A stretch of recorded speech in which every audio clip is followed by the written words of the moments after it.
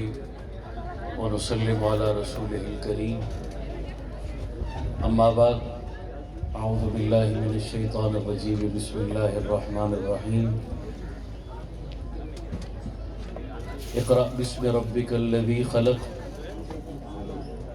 خلق الإنسان من علق اقرأ وربك الأكرم الذي علم بالقلم علم الإنسان ما لم يعلم صدق اللہ العظیم. محبت و عقیدت سے درود شریف پڑھ لیجیے.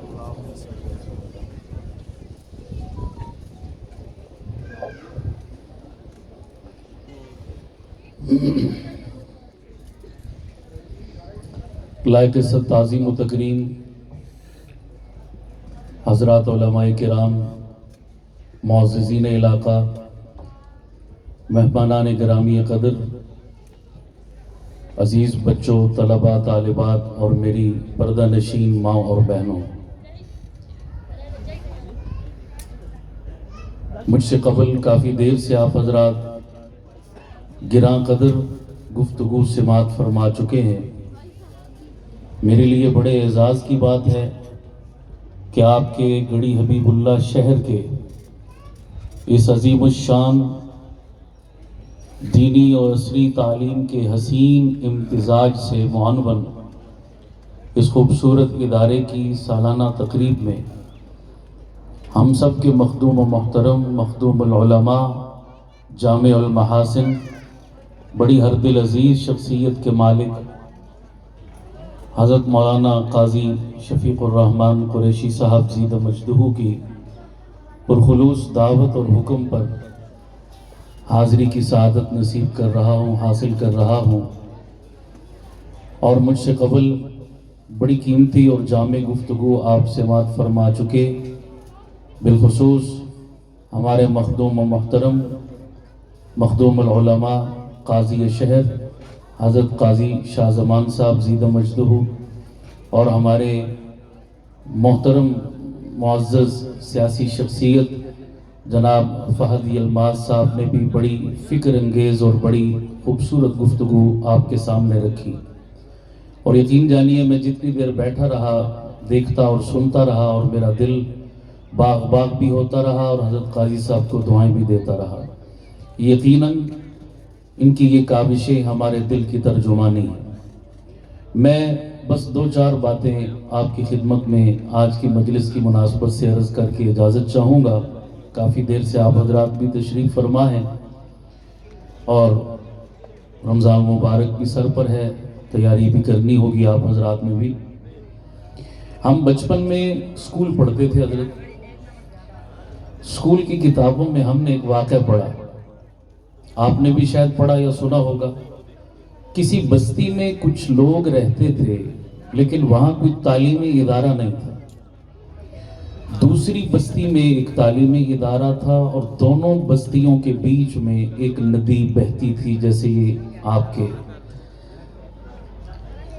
تو اس بستی کے بچوں کو اسکول یا تعلیمی ادارے میں جانے کے لیے دوسری بستی میں سفر کرنا پڑتا، اور ندی کو عبور کرنے کا واحد ایک ذریعہ کشتی تھی. کشتی کو چلانے والا ایک سیدھا سادہ بابا ملاح جٹ سا بندہ تھا. بچے آپ جانتے ہیں عموماً شرارتی ہوتے ہیں، پھر شرارتی بچوں کے ہتھے کچھ سیدھا سادہ بندہ لگ جائے تو ان کی شرارت کا لطف اور بڑھ جاتا ہے. تو ان کا طریقہ واردات یہ تھا کہ وہ بچے روزانہ آپس میں مشورہ کر کے کوئی مشکل سا سوال چنتے کہ آج کشتی میں بابا جی سے یہ سوال پوچھیں گے. بابا جی کو جواب نہیں آئے گا تو ہم چھیڑ چھاڑ کریں گے، بابا جی کا مذاق اڑائیں گے. آپ ایک دن مشورہ کر کے کشتی میں بیٹھے، کشتی بیچ ندی کے پہنچی تو بچوں نے بابا جی سے پوچھا، بابا جی کچھ سائنس، فزکس، کیمسٹری، بائیو کے بارے میں آپ کیا جانتے ہیں؟ بابا جی بیچارے کہنے لگے، پترو ایڈے اوکھے نام تے میں پہلی باری سنے، میری بلا جانے فزکس کیمسٹری کیا ہے، مجھے یہ آتی ہے تو میں یہاں دھکے کھاتا. بچوں نے تالیاں پیٹی اور شور مچایا اور کہنے لگے، بابا جی اس سائنس اور ٹیکنالوجی کی صدی میں آپ کو فزکس کیمسٹری کا نہیں پتا؟ اوہو then you have wasted half of your life. آپ نے تو اپنی آدھی ڈبو دی۔ باپا بیچارہ خاموش۔ اگلے دن پھر وہ کشتی پہ سوار ہوئے، پھر کشتی بیچ ندی کے پہنچی، پھر بچوں نے سوال کیا بابا جی الجبرا میتھمیٹکس کے بارے میں آپ کیا جانتے ہیں؟ بابا جی نے پھر نفی میں جواب دیا، پھر بچوں نے تالیاں پیٹی اور پھر کہا کہ آپ نے آدھی ڈبو دی۔ مختصر یہ کہ ان کا روز کا ایک طریقہ واردات تھا، وہ روز سوال پوچھیں، روز نفی میں جواب آئے، روز بچے کہیں تسی ادھی ڈبوئی ادھی ڈبوئی ادھی ڈبوئی۔ ایک دن بچے کشتی میں سوار جا رہے تھے، جب کشتی ندی کے بیچ پہنچی نا تو ندی میں طغیانی اور طوفان آیا، کشتی ہچکولے کھانے لگی اور موت سامنے نظر آنے لگی۔ اب بابا جی کی باری تھی۔ بابا جی نے پوچھا پتروں کو تیراکی شراکی بھی جان دے ہو یا ساری زندگی برگر ہی کھا دینا؟ تیرنا بھی آتا ہے؟ بچے کہنے لگے بابا جی ہماری بلا جانے، تیراکی کس بلا کا نام ہے؟ تو بابا جی نے پھر بولا then you have wasted whole of your life۔ پتروں میں ادھی ڈبوئی سی تو سب پوری ڈبو چھوڑی ہے۔ میرا یہ بات سنانے کا مقصد یہ ہے، میں مانتا ہوں سائنس، کمپیوٹر، جدید عصری علوم یہ ہماری ضرورت ہے، اس سے بالکل انکار نہیں، لیکن یہ ہماری جزوی ضرورت ہے، معاشی ضرورت ہے، وقتی ضرورت ہے۔ اس بنیاد پر میں کہتا ہوں جس نے سائنس، کیمسٹری، فزکس، بائیو نہیں سیکھی اس نے آدھی ڈبوئی۔ اللہ کی قسم جس نے اللہ کا قرآن اور دین نہیں سیکھا اس نے پوری ڈبو دی۔ بولیے ایسا ہے یا نہیں ہے؟ پوری ڈبو دی۔ میں سلام پیش کرتا ہوں حضرت قاضی صاحب کو کہ ہماری پوری ڈبونے سے یہ کیا کر رہے ہیں؟ حفاظت کر رہے ہیں ہماری۔ سمجھ آ رہی نہیں آ رہی؟ ورنہ دیکھ لیجئے ہمارا معاشرہ آج کس طرف جا رہا ہے۔ اس وقت کی ضرورت تھی دین اور دنیا کا یہ حسین امتزاج جس کو انہوں نے بطریق احسن پورا کیا۔ دوسری گزارش میں اس حوالے سے یہ کرنا چاہوں گا، یہاں ذکر ہوا دینی اور عصری تعلیم کا کہ دین بھی ہونا چاہیے اور عصری تعلیم بھی ہونی چاہیے۔ میں معذرت کے ساتھ تھوڑا سا اس سے اختلاف کرتے ہوئے میرا ایک نقطہ نظر ہے، میں وہ آپ کے سامنے رکھوں گا۔ جس دین کے ہم ماننے والے ہیں، مجھے بتائیے کیا یہ دنیا سے جدا ہے؟ کیا خیال ہے جی آپ کا؟ یہ صرف قبر آخرت کی رہنمائی کرتا ہے؟ کیا دنیا کے معاملات میں ہماری رہنمائی نہیں کرتا؟ تو پھر یہ تفریق کیوں ہے کہ یہ عصری علوم ہے اور یہ دینی علوم ہے؟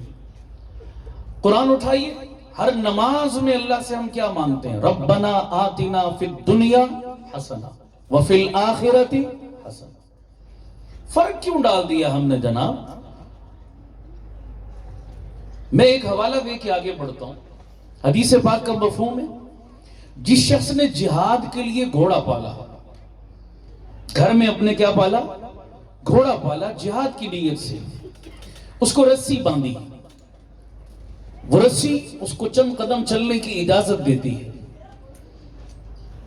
حدیث پاک کا مفہوم ہے، علماء موجود ہیں کہ میرے نبی نے فرمایا قیامت والے دن یہ جتنے قدم چلے گا ان قدموں کو بھی پالنے والے کے نامہ عمل میں نیکی بنا کے لکھا جائے گا، حتیٰ کہ اس گھوڑے کا گوبر اور لید بھی قیامت والے دن اس کے وزن کے برابر نیکیاں پالنے والے کے نامہ عمل میں شامل کی جائیں گی۔ بھئی جس دین کے ہم ماننے والے ہیں، مقصود تو جہاد تھا، دین تو جہاد تھا، گھوڑے کا گوبر دین نہیں تھا نعوذ باللہ، لیکن اس کے گوبر کو بھی کس کھاتے میں شامل کیا گیا؟ دین کے لیے شامل کیا، وزن میں نامہ عمل میں نیکی بنا کے تولا گیا۔ تو آپ کیا سمجھتے ہیں جس کی نیت یہ ہو کہ میں فزکس، کیمسٹری، بائیو، کمپیوٹر، جدید علوم و فنون سیکھ کر جہاں ملک و ملت کی خدمت کروں گا وہاں اللہ کے دین کے پرچم کو سر بلند رکھنے میں بھی ان علوم کو کارآمد بناؤں گا، استعمال میں لاؤں گا، خدا کی قسم میں سمجھتا ہوں اس فزکس، کیمسٹری اور بائیو کے پڑھنے پر بھی اللہ وہی اجر عطا فرمائے گا جو شریعت کی علوم پڑھنے پر عطا فرمائے گا۔ ہے یا نہیں ایسا؟ ہم مدارس میں بھی تو پڑھاتے ہیں، کیا منطق پڑھنے پر ہمیں ثواب نہیں مل رہا؟ کیا فلسفہ اور علم کلام پڑھنے پر ہمیں ثواب نہیں مل رہا؟ جب ہمیں وہ یونانی فلسفہ پڑھنے پر ثواب مل رہا ہے تو میں کیا کہہ سکتا ہوں کہ ہماری نیت میں اگر یہ بھی شامل ہو، ہم اس تفریق کو ختم کریں۔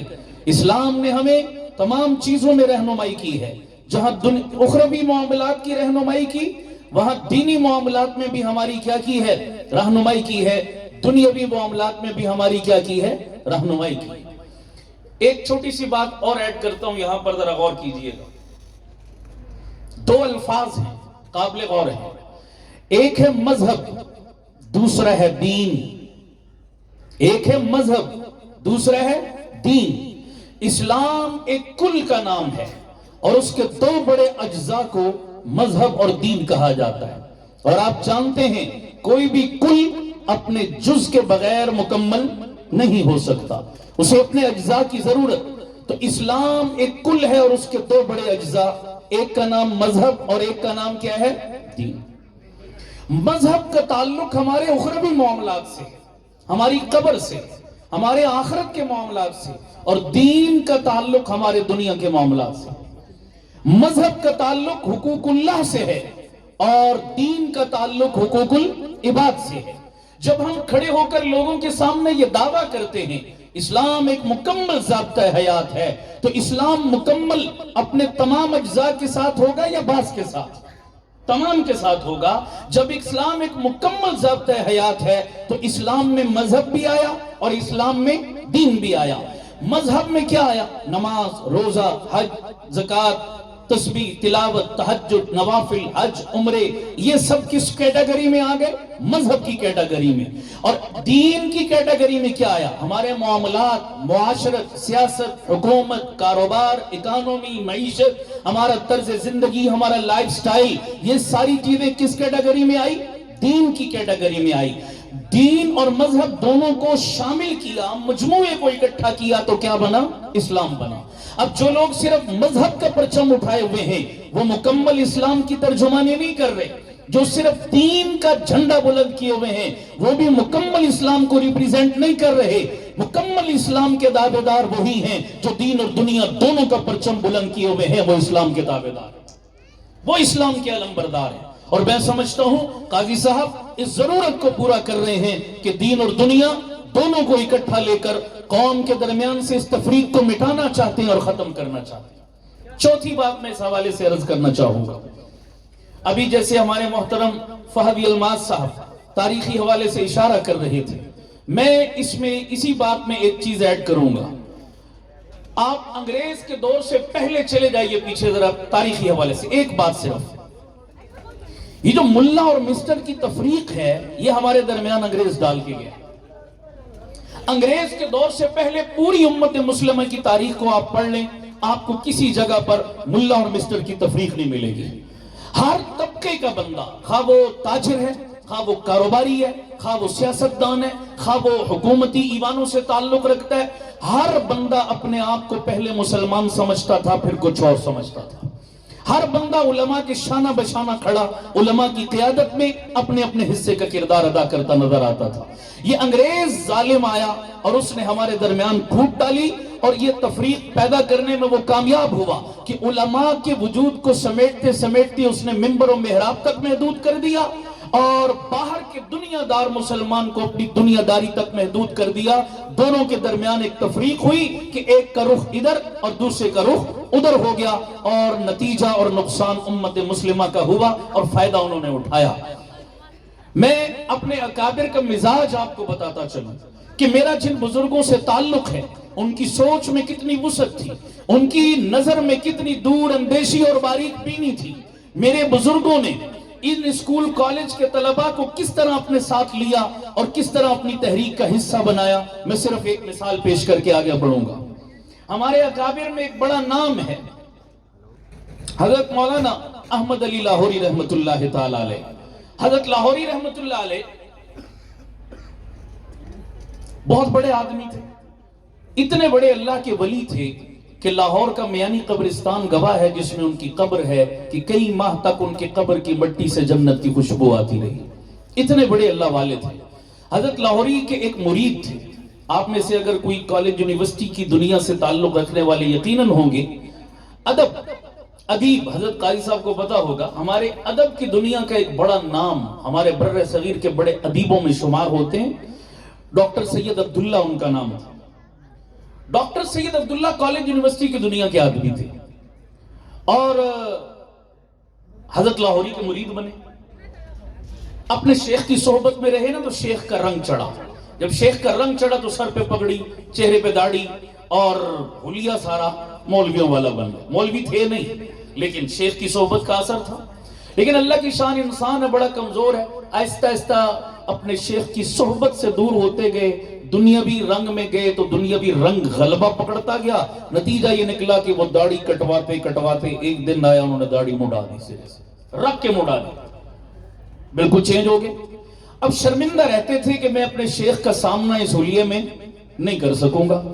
ایک دن وہ ڈاکٹر سید عبداللہ اپنا واقعہ خود لکھتے ہیں، کہتے ہیں کہ میں کسی شادی میں انوائٹ تھا، شادی میں پہنچا جو مجھے پتا چلا میرے پیر صاحب بھی آ رہے ہیں۔ میں نے کہا لو جی آج تو مارے گئے۔ میں نے کہا چلو اب آ گیا ہوں کیا کروں، میں ایک کونے میں کرسی پکڑ کے بیٹھ گیا، بھئی یہیں سے کھانا کھا کے نا چپ کر کے پچھلی گلی سے نکل جاؤں گا۔ شیخ صاحب کو نظر نہیں آئے۔ حضرت لاہوری جب تشریف لائے، لوگوں نے آگے بڑھ کر استقبال کیا اور حضرت کو سٹیج پہ لا کر بٹھایا۔ سٹیج ایسے اونچا تھا، لوگ نیچے بیٹھے تھے۔ وہ کہتا ہے حضرت لاہوری جب اونچی جگہ بیٹھے نا، میری شامت کے سیدھی نظر میرے اوپر پڑ گئی، میں جتنا بچ رہا تھا اتنا پھنس گیا۔ میں نے کہا لو جی، لیکن بڑے لوگوں کا ظرف بھی بڑا کمال کا ہوتا ہے، کیا بات ہے ہمارے اکابر کی۔ میرے آپ جیسا ہوتا تو کیا ریئیکٹ کرتا؟ ہم اس کو کہتے دفع ہو جا، میں تیری شکل نہیں دیکھنا چاہتا، تجھے شرم نہیں آتی، تو نے سنت رسول رکھ کے مڈا دی، تو کیسا میرا مرید ہے، جا چلا جا۔ ہمارا تو یہ رد عمل ہوتا۔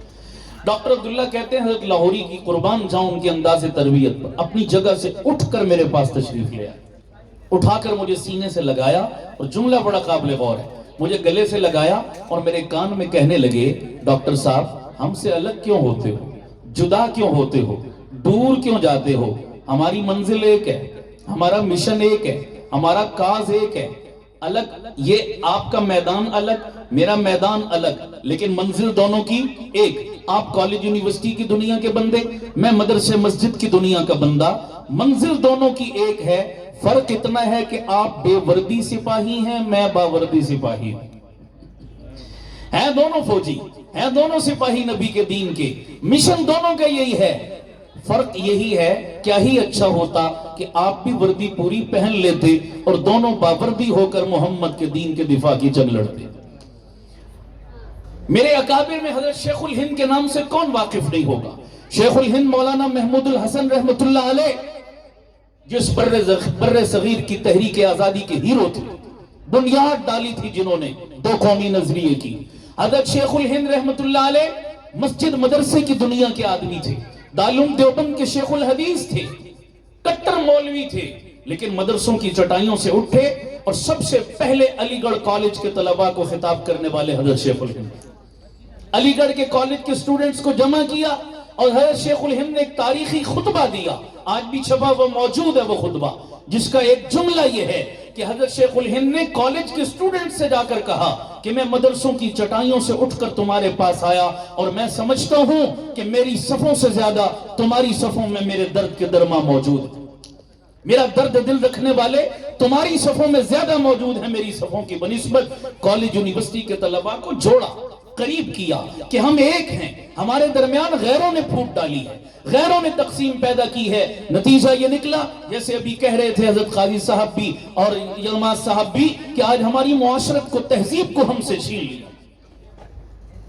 شاعروں میں دو بڑے شاعر گزرے ہیں، ایک علامہ اقبال، ایک جو ہے وہ اکبر الہ آبادی، جنہوں نے واقعتاً کن نظریاتی شاعری کی ہے، باقیوں نے تو ٹائم پاس کیا ہے جناب، یا کسی اور رخ میں قوم کو لگایا ہے، سب کی بات نہیں کر رہا۔ اکبر الہ آبادی وہ شاعر تھا جو مغربی نظام تعلیم اور تہذیب کا بڑا نقاد تھا، اس نے اپنے اشعار میں مغربی تہذیب کا خوب پوسٹ مارٹم کیا۔ اکبر الہ آبادی نے ایک بڑی پیاری بات کی، ایک شعر جو اکثر آپ سنتے رہتے ہیں۔ اکبر الہ آبادی کہتا ہے لوگوں، آج کے دور میں کوئی بندہ کسی بچے کو تھپڑ بھی مار دے تو کیا ہو جاتا ہے؟ بدنام۔ کہ تمہیں شرم نہیں آتی، تم بچے پہ ہاتھ اٹھاتے ہو؟ تھپڑ مارنے والا بھی بدنام ہوتا ہے، چاہے کہ بچے کو قتل کر دے تو قاتل تو اور ہی زیادہ ملعون ٹھہرتا ہے کہ اس ظالم نے بچے کو قتل کر دیا۔ فرعون آج تک دنیا کی لعنتیں سمیٹ رہا ہے، ہر بندہ فرعون پر لعنتیں بھیج رہا ہے. کیوں؟ اس نے ایک موسیٰ کی خاطر 70,000 بچوں کو کیا کر دیا تھا؟ قتل کر دیا تھا. اسی لیے ملعون. اکبر الہ آبادی کہتا ہے نا، میں فرعون کے زمانے میں ہوتا، زندہ ہوتا، اور فرعون بچوں کو قتل کرنے لگتا تو میں اسے مشورہ دیتا، یوں قتل سے بچوں کے وہ بدنام نہ ہوتا. افسوس کہ فرعون کو کالج کی نہ سوجی. میں اس کو مشورہ دیتا، بابا بچوں کو قتل نہ کر، محض لاٹ میں کالے کے نصاب تعلیم پر مبنی اسکول اور کالج کھول لے. یہ بچے چلتی پھرتی لاشیں ہوں گے، یہ مردہ ضمیر ہوں گے، ان کے اندر کچھ احساس نہیں ہوگا، بس یہ صرف انگریزی بولنا جانتے ہوں گے. ریموٹ کی طرح تمہارے ہاتھ میں ہوں گے، تم کہو گے کھڑے ہو تو یہ کھڑے ہوں گے، تم کہو بیٹھ جاؤ تو یہ بیٹھ جائیں گے. یس سر اور نو سر کے علاوہ کوئی تیسرا جملہ ان کی زبان پر نہیں ہوگا. تمہیں قتل کر کے خواہ بدنامی مول لینے کی کیا ضرورت ہے؟ تم ایسا نصاب تعلیم دے دو انہیں جیسا آج میری قوم کے بچوں کو پڑھایا جا رہا ہے. آج عام تعلیمی اداروں میں اور اس طرح کے تعلیمی اداروں میں بنیادی فرق یہی ہے، انگریزی ہم بھی پڑھا رہے ہیں، سمجھ آ رہی، اور جدید علوم و فنون کی جتنی ضرورت ہے ہم بھی سکھا رہے ہیں، لیکن ہم اپنے بچوں کے ضمیر مرنے نہیں دے رہے. ہم ان کا قبلہ و کعبہ واشنگٹن کو نہیں، مکہ اور مدینہ کو بنا رہے ہیں. ہم ان کے نزدیک سپیریئر اور سپر طاقت ایک اللہ کی طاقت ہے، امریکہ کی طاقت نہیں، یہ تصور اور یہ کانسیپٹ دے رہے ہیں. ہمارے ایک بزرگ فرمانے لگے، میں ایک ادارے میں گیا، انہوں نے مجھے انوائٹ کیا. جب میں پہنچا اس ادارے کے مین گیٹ پر ایک بڑا بورڈ لگا ہوا تھا. اس بورڈ پہ ایک جملہ لکھا ہوا میں نے دیکھا، بڑے غور سے سنیے گا. وہ جملہ کیا تھا کہ اس ادارے میں ہم آپ کے بچوں کو انگریزی کے ساتھ ساتھ اللہ کا قرآن بھی پڑھاتے ہیں. یہ جملہ میری نظر پڑی، میں اندر چلا گیا. میں نے اسکول کی انتظامیہ کو اپریشیٹ کیا، میں نے ان کی حوصلہ افزائی کی، شاباش دی کہ زبردست، بہت اچھا کام ہے جو آپ کر رہے ہیں کہ ایک ہی چھت تلے دین اور دنیا دونوں تعلیمیں دے رہے ہیں.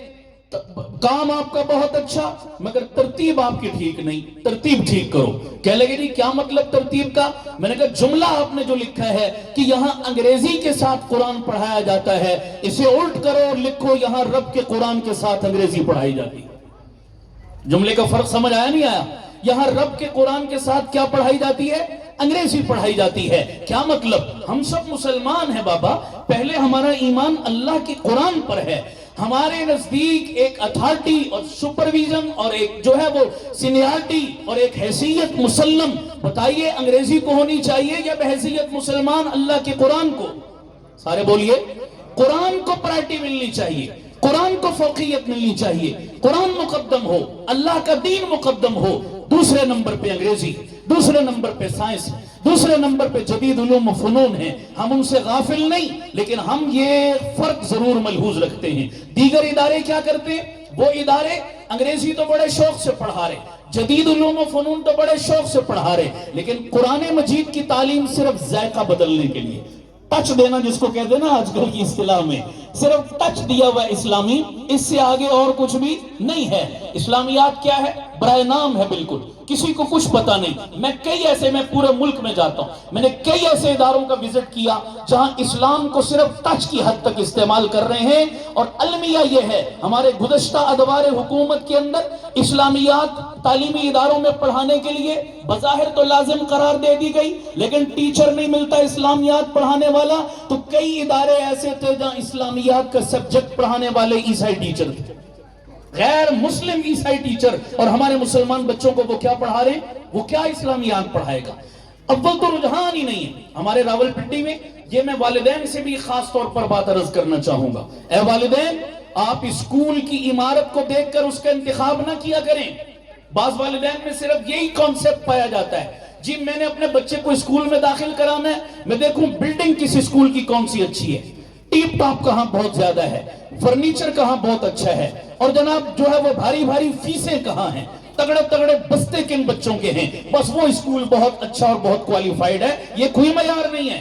اسکول کی بنیاد اور ریڑھ کی ہڈی ہوتا ہے اسکول کا پرنسپل، اسکول کا سربراہ، جس کے تھیم اور جس کے نظریے اور فکر کے تحت پورا اسکول چل رہا ہے. آپ اسکول کا انتخاب کرنے کے لیے سب سے پہلے اسکول کے سربراہ کو دیکھیے کہ ان کی فکر کیا ہے، ان کا نظریہ کیا ہے، ان کا اسکول آف تھاٹ کیا ہے. سب سے پہلے پرنسپل صاحب کو پوچھئے جا کر تسلی کیجئے ان کا بیک گراؤنڈ کیا ہے جناب. اگر وہ قابل اطمینان ہے سمجھ لو پورے اسکول کا نظام کیا ہوگا, ٹھیک ہوگا. اسکول کے پرنسپل کا نہیں پتا, ہم ظاہری ٹیپ ٹاپ دیکھ کے دھوکہ کھا جاتے ہیں. میرے ایک دوست, اچھا اللہ نے انہیں مال بھی دیا, کہنے لگے میری بچی تھوڑی سی سمجھدار ہوئی تو مجھے فکر ہوئی کہ میں کسی اسکول میں اس کو داخل کرواؤں. ہمارے پنڈی کے ایک علاقہ ہے, وہاں اسکول تمام برانڈ کے اسکول ہیں سارے جناب. کہنے لگے میں سب اسکولوں میں گیا, میں نے کہا پہلے نمبر پہ میں اس پرنسپل کو دیکھوں جا کر, دوسرے نمبر پہ میں نصاب تعلیم دیکھوں کہ ہمارے بچوں کو پڑھایا کیا جاتا ہے. بلڈنگ تیسرے نمبر پر ہے, اس کی کوئی حیثیت نہیں. نصاب اور استاد اچھا ہے, اللہ کی قسم ایک درخت کے نیچے بیٹھ کر پڑھائے گا, آپ کے بچے کو باکمال بنا دے گا. اگر نصاب اور استاد ٹھیک نہیں ہے, بلڈنگ کتنی عالی شان کیوں نہ ہو, فیسیں کتنی ہائی فائی کیوں نہ ہو, خدا کی قسم آپ کے بچے کو سوائے گمراہی کے کچھ نہیں دے سکتا وہ. اس لیے اس کا انتخاب ٹھیک کیجئے. کہنے لگا میں کئی اسکولوں میں گیا, میں نے کہا جی فار ایگزامپل مجھے بتاؤ آپ ہمارے بچوں کو انگلش میڈیم کی آڑ میں پڑھاتے کیا ہو. وہ آئیں بائیں شائیں گول کر دے. مجھے تسلی بخش جواب نہ ملا نصاب کے حوالے سے. میں ایک پرنسپل صاحب کے پاس پہنچا, ان کے آفس میں جا کر بیٹھا, میں نے کہا یہ بتائیے آپ ہمارے بچوں کو پڑھاتے کیا ہیں.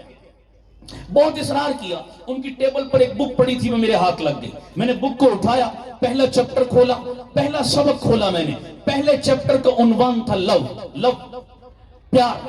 یہ عنوان تھا سبق کا. میں بڑی یہ عبرت کے لیے یہ واقعہ سنا رہا ہوں. میں نے جب پہلی سطر پڑھی تو پہلی سطر کیا لکھی ہوئی تھی, عائشہ لو پیٹر, پیٹر لو عائشہ. عائشہ پیٹر سے پیار کرتا ہے اور پیٹر عائشہ پہ مرتا ہے. جناب یہ پہلے دن کا پہلی کتاب کا پہلے چیپٹر کا پہلا سبق ہے جناب. اب دیکھیے نصاب بنانے والوں کی نظر کہاں تک ہے, وہ کس طرح ہمارے ذہن کے لاشعور میں کس قدر گمراہیاں فیڈ کر رہے ہیں. میں آپ سے سوال کرتا ہوں, پیٹر کیا اسلامی نام ہے؟ بولیے. ہمارے معاشرے میں کوئی اس کا تصور ہے؟ یہ غیر مسلم رکھتے, عیسائی رکھتے ہیں اپنے بچوں کے نام پیٹر. اور عائشہ کے نام کے ساتھ کتنا تقدس جڑا ہوا ہے, کتنی بڑی نسبت جڑی بھی ہے کہ مسلمانوں کی ماں ام المومنین, نبی پاک کی لاڈلی بیوی زوجہ محترمہ اماں عائشہ کے نام پر اپنی بچیوں کے نام عائشہ رکھے. اب کانسیپٹ دینے والے نے اس معصوم ذہن میں کیا زہر گھولنا چاہا. اس نے کانسیپٹ یہ دیا کہ لو اور پیار محبت میں مذہب کی دیوار کوئی مانا. چھپا ہوا سبق پڑھ رہے نہیں پڑھ رہے آپ, اس کے اندر بین السطور تحت اللفظ جس کو کہتے ہیں, چھپا ہوا سبق کیا تھا کہ اس کے لاشعور میں یہ ڈالو کہ یہ مذہب کی دیواریں تو ملا لوگوں نے کھڑی کی ہیں, یہ تو مولوی لوگ بڑے تنگ نظر ہوتے ہیں, ورنہ پیار کرنے والوں کا تو کوئی مذہب نہیں ہوتا, پیار کرنے والوں کا تو کوئی دھرم نہیں ہوتا, چاہے عیسائی ہے تو مسلمان سے, مسلمان ہے تو عیسائی سے. کتنا غلط کانسیپٹ پہلے دن بچے کو دیا جا رہا ہے. بتائیے وہ ایم اے کرنے تک اس کی اخلاقیات کا لیول کیا ہوگا, اخلاقی بگاڑ کی وہ کس انتہا کو پہنچا ہوا ہوگا. اس قسم کے بےہودہ نصاب ہمارے معاشرے میں آج لوگوں کو پڑھائے جا رہے ہیں. میں بات کو کلوز کرتا ہوں. ہمارے ایک دوست ہیں, تبلیغی جماعت سے ان کا تعلق ہے, مذہبی آدمی ہے ماشاءاللہ. کہنے لگے ہماری فیملی میں ایک شادی تھی, میں اپنے بچے کو شادی پر لے گیا. شادی بڑی سنت کے مطابق ہوئی, کوئی رسم رواج ڈھول باجا کوئی خرافات کچھ بھی نہیں, سمپل طریقے سے شادی ہوگی. میرا بچہ بڑے غور سے دیکھتا رہا اور مجھے آ کر کہنے لگا واپس رستے میں, ابو یہ شادی ابھی پوری نہیں ہوئی اور ہم اٹھ کر آ گئے ہیں, ابھی تو آدھی ہوئی تھی. میں نے کہا بیٹا پوری ہوگی, نکاح ہونا تھا نکاح ہو گیا, ایسی کوئی شادی کہتے ہیں؟ کہتا نہیں ابو وہ جو لڑکا لڑکی آتے ہیں بیچ میں آگ جلاتے ہیں, پھر اس کے ارد گرد پھیرے لگاتے ہیں, کچھ پڑھ پڑھ کے پھونکتے ہیں اس پر, وہ تو کچھ بھی نہیں ہوا. یہ کس کی شادی ہے بتاؤ, بولو بھائی, مسلمانوں کی ہے؟ یہ تو ہندوؤں کا کنسپٹ ہے. میں سر پکڑ کے بیٹھ گیا, میں نے کہا یا اللہ میرا بچہ کون سا چینل چلا رہا ہے, یہ کون سی بولی بول رہا ہے جناب. میں نے کہا بیٹا ہم مسلمان ہیں, ہماری شادی اسی طرح ہوتی ہے, لیکن میں حیران ہوا کہ میرے بچے کے ذہن میں یہ فلم کہاں سے چل رہی ہے, کانسیپٹ کہاں سے ملا. میں نے کہا بیٹا میں سوچتا رہا بھائی اس کا کوئی دوست ایسا ہے ہندو, کوئی ایسی, کہاں سے اس نے یہ سیکھا. آخر کار میں اس نتیجے پر پہنچا کہ اس کا مجرم میں خود ہوں. ٹی وی میں نے گھر میں لایا, کیبل میں نے لگائی, رات دن میرے گھر میں انڈیا کی فلمیں چلتی ہیں, وہیں سے میرا بچہ یہ کانسیپٹ سیکھ رہا ہے اور یہ سوچ پروان چڑھ رہی ہے. کچھ عرصہ قبل کراچی کے اندر یہ میڈیا پر بھی خبر بڑی ہائی لائٹ ہوئی, میڈیا والوں نے بھی اچھالا اس کو. کیا ہے جی, ایک 14 سال کا بچہ اور ایک 16 سال کی بچی. کو ایجوکیشن کے نقصانات دیکھو آپ. بچے بچیاں اکٹھے, ماں باپ کو کوئی پرواہ نہیں, بس ایک جنون طاری ہے کسی طرح بچہ انگریز بن جائے, انگریزی پڑھ جائے, چاہے اس کی اخلاقیات کا جنازہ نکل جائے, چاہے اس کے کردار کا بیڑا غرق ہو جائے, اس سے کوئی غرض نہیں ہے. کو ایجوکیشن, لڑکے لڑکی اکٹھے پڑھ رہے, آپس میں ہیلو ہائی ہوئی, ہیلو ہائی دوستی میں بدلی, دوستی پیار میں بدلا, اور نوبت یہاں تک پہنچی کہ دونوں آپس میں شادی کے لیے تیار ہو گئے. دونوں نے یہ طے کیا کہ اپنے اپنے گھروں میں جا کر کہنا ہے, اپنے والدین کو فورس کر کے مجبور کرنا ہے کہ ہماری شادی کے لیے وہ ہاں کریں. اب دونوں لڑکے لڑکی نے اپنے اپنے گھر جا کر اپنے والدین کو فورس کیا. دونوں کے والدین نے انکار کر دیا کہ نہیں بھائی یہ تو نہیں ہو سکتا, یہ کیا ہے, ابھی تمہاری عمر کیا ہے, یہ وہ, بہرحال کوئی بھی انکار کر دیا. اگلے دن دونوں بچے بچی وہ آئے اسکول میں, کلاس ٹائم پہ اسمبلی ہو رہی تھی, سارے بچے اسمبلی میں, کہیں سے فائر کی آواز آئی. اب وہ انتظامیہ دوڑی آئی, دونوں نے وہاں پر پہلے لڑکے نے لڑکی کو گولی ماری, پھر خود اپنی کنپٹی پہ پسٹل رکھا اور دونوں حرام موت مر گئے. اور ایک لیٹر لکھ کے چھوڑ گیا, اور لیٹر پہ کیا لکھا ہوا تھا, اس نے لکھا ہوا تھا کہ اس جنم میں تو ہم اکٹھے نہیں ہو سکے, اگلے جنم میں دونوں اکٹھے ہو جائیں گے. اب یہ جملہ کتنا گہرا ہے ذرا سوچو, کبھی آپ نے غور کیا یہ جملے ہمارے ہاں کہاں سے آ رہے ہیں جناب؟ بھئی ہمارے ہاں تصور کیا ہے, ایک سے زائد جنموں کا تصور ہے اسلام میں نہیں. جو مر گیا اب دوبارہ کہاں جائے گا, آخرت میں ہی زندہ ہوگا, دنیا میں دوبارہ لوٹ کر آنے کا کوئی تصور نہیں. یہ آواگون کا نظریہ, یہ تناسخ کا نظریہ, سراسر ہندوانہ, مشرکانہ, کافرانہ نظریہ کہ وہ کنسپٹ دیتے ہیں کہ جناب 7 جنموں میں مختلف شکلوں میں انسان دنیا میں پلٹ کر آیا کرتا ہے. یہ معصوم بچوں کے ذہنوں میں کفریہ نظریات کہاں سے ڈل رہے ہیں, کون ڈال رہا ہے؟ ہمارے بچوں کی اخلاقیات. آپ تو پھر بھی اچھے علاقے میں رہتے ہیں, غیور لوگ ہیں, دیندار لوگ ہیں, کافی بہتر. خدا کی قسم ہمارے پنڈی اسلام آباد میں آ کر دیکھو, میں کہتے ہوئے شرم آ رہی ہے مجھے, میری مائیں بہنیں بیٹھی ہیں, میں صرف اشارتاً بات عرض کرتا ہوں, خدا کی قسم کسی علاقے میں اتنی بدکاری نہیں ہوتی جتنی کالجوں یونیورسٹیوں میں ہوتی. کسی جگہ پر اتنا آئس کا نشہ نہیں کیا جاتا جتنا آپ کی کیپٹل اسلام آباد میں کیا جاتا ہے. اتنے برائیوں کی حدود کو پامال کر چکے ہیں کہ میں بیان نہیں کر سکتا, میرے بیان سے باہر ہے. میں یہاں آپ کے علاقے کا میں نام نہیں لیتا, آپ کے عبد آباد کا ایک بڑا ادارہ ہے, بڑا کالج ہے, بڑا نامی گرامی, ہزاروں روپے فیس دے کر بچے وہاں پر تعلیم حاصل کرنے آتے ہیں. کچھ عرصہ قبل انہوں نے مجھے وہاں پر انوائٹ کیا کالج میں, رمضان المبارک کا مہینہ تھا حضرت, میں وہاں گیا, بہت سارے اسٹوڈنٹ, ہاسٹل ایسا رہتے ہیں وہاں پر, سارے اسٹوڈنٹ وہاں جمع ہوئے, گفتگو ہوئی, گفتگو کے بعد سوال و جواب کی نشست تھی. ایک اسٹوڈنٹ کھڑا ہوا, اب ٹیچر دیکھو کیسے ہائر کیے جا رہے ہیں اداروں میں. ایک اسٹوڈنٹ کھڑا ہوا, کہنے لگا مولانا میرا تمام اسٹوڈنٹس کی طرف سے نمائندہ ایک سوال ہے آپ سے, میں ایک بات پوچھنا چاہتا ہوں. میں نے کہا پوچھو بیٹا. کہتے جی ہمارے ایک ٹیچر ہیں اسکول میں, اسلامیات پڑھاتے ہیں, اور وہ ہمیں بڑی عجیب و غریب باتیں بتاتے ہیں. میں نے کہا کیا بات بتائی ہے بیٹا؟ کہنے لگے ہمارے ٹیچر کہتے ہیں جو رمضان میں آپ روزہ رکھتے ہیں کہ صبح سے شام تک کھانا بھی کچھ نہیں, پینا بھی کچھ نہیں, یہ بھی نہیں کرنا, وہ بھی نہیں کرنا, یہ اتنی پابندیاں تو تم پر مولوی لوگوں نے لگا رکھی ہیں, روزہ اس کا نام تو نہیں. ہم نے کہا سر جی پھر آپ بتائیں روزہ کسے کہتے ہیں؟ تو سر جی بتانے لگے کہ بیٹا مثال کے طور پر آپ رمضان کے علاوہ 100 گناہ کرتے تھے اگر, تو رمضان میں 5 گناہ آپ چھوڑ دیں, یہ جو 5 گناہ آپ نے چھوڑ دیے بس یہ آپ کا روزہ ہے. یہ وہ ادارہ ہے جہاں سے پڑے ہوئے بچے کل آپ کی کلیدی عہدوں پر جائیں گے, آپ کی بیوروکریسی میں جائیں گے, آپ کے بڑے بڑے عہدوں پر. آپ کو تعجب نہیں ہونا چاہیے کہ آپ کے ملک کے وزارت داخلہ کے منصب پر ایک شخص فائز ہوا اور اسے پہلا کلمہ تک سورہ اخلاص تک نہیں آتی تھی. تعجب نہیں ہونا چاہیے, یہ نہیں اداروں سے پڑھ کر جا رہے ہیں. المیہ ہے کہ لاکھوں کروڑوں روپیہ بھی والدین لگاتے ہیں اور کس قسم کی ہم کھیپ تیار کر کے اپنے ملک و ملت کو دے رہے ہیں جو نہ ملک کے لیے نفع بخش, نہ دین کے لیے نفع بخش, الٹا نقصان کا سبب. ایسی سینکڑوں نہیں ہزاروں مثالیں میں آپ کو پیش کر سکتا ہوں. ہمارے تعلیمی ادارے کس قدر انحطاط کا شکار ہیں. اقبال نے بھی کہا تھا شکایت ہے مجھے یا رب خدا بندان مکتب سے, سبق شاہین بچوں کو جو دیتے ہیں خاک بازی کا. یہ آج ہماری قوم کے بچوں کو کس رخ پر لگایا جا رہا ہے. ایسے انحطاط حالات، ایسے تنزل کے دور میں خدا کی قسم اس طرح کے ادارے اللہ کا بہت بڑا انعام ہے. یہ ایک نا امیدی کے اس دور میں امید کی ایک بہت بڑی کرن ہے، اور ہم سب کے لیے لائق تحسین بھی ہیں، لائق تقلید بھی ہیں. حضرت قاضی صاحب کو میں اپنی طرف سے بھی بہت مبارکبادی پیش کرتا ہوں، اور میں باقی حضرات سے بھی کہوں گا جو علماء کرام ہیں، آئیے اس میدان میں بھی آئیے، ان حضرات کا دست و بازو بنیے. مدارسوں مساجد میں تو ماشاءاللہ آپ کام کر رہے ہیں، وہاں تو آپ نے اپنا سکہ منوایا، لیکن اس میدان میں بھی اے علماء کرام آپ کی ضرورت ہے. آپ نے یہ میدان کھلا چھوڑ دیا تو دیکھ لیجئے کس قسم کے لوگ اس پر قابض ہیں، کس طبقے کے، کس کیٹیگری کے بندوں نے قوم کے مستقبل سے کھلواڑ شروع کیا ہوا ہے، اور قوم کے مستقبل کو کس طرح وہ تباہ و برباد کر رہے ہیں. اس لیے میں آپ سے درخواست کروں گا اپنے اپنے حصے کا کردار ادا کریں. جو ذمہ داران بیٹھے ہیں، اللہ نے آپ کو کوئی اثر و رسوخ دیا ہے، وہ پاور دی ہے آپ کو، آپ اس پاور اور طاقت کو استعمال کیجئے. یاد رکھیے جو قومیں اپنے نصاب تعلیم پر کمپرومائز کر لیتی ہیں، انہیں پھر تباہی اور بربادی سے کوئی بھی بچا نہیں سکتا. آپ دیکھیے اپنی مثال جاپان کے دو شہر ہیروشیما اور ناگاساکی پہ کچھ عرصہ قبل ایٹم بم برسائے گئے اور بارود کا ڈھیر بنا دیا گیا، راکھ کا ڈھیر بنا دیا گیا. امریکہ نے جاپان کو تباہ کر دیا. امریکہ آقا بن کر جب جاپان میں داخل ہوا، امریکہ نے جاپانیوں سے کہا لاؤ آج کے بعد تم غلام، ہم آقا، تم ماتحت، ہم تمہارے امیر، لاؤ اپنے محکمے ہمارے حوالے کرو، لاؤ ان کی چابیاں ہمارے حوالے کرو.